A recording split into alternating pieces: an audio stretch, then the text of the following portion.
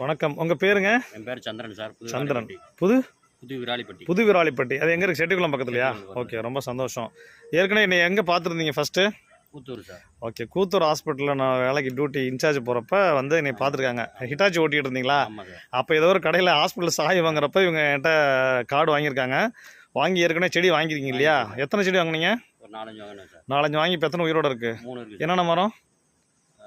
ஒரு கொய்யா, மாதுளை, ஒரு சின்னதாக இது எலுமிச்சை. கொய்யா, மாதுளை, எலுமிச்சை 3மே காப்பாற்றிட்டீங்க. சரி, வாய்ப்பு இருந்தால் நாங்கள் வந்து உங்களுக்கு ப்ரைஸ் கொடுக்குறேன். ரொம்ப சந்தோஷமாக இருக்குது. ஒரு புது விராலிப்பட்டிலேருந்து இங்கே ஏதோ ஒர்க்குக்காக வந்தீங்களா?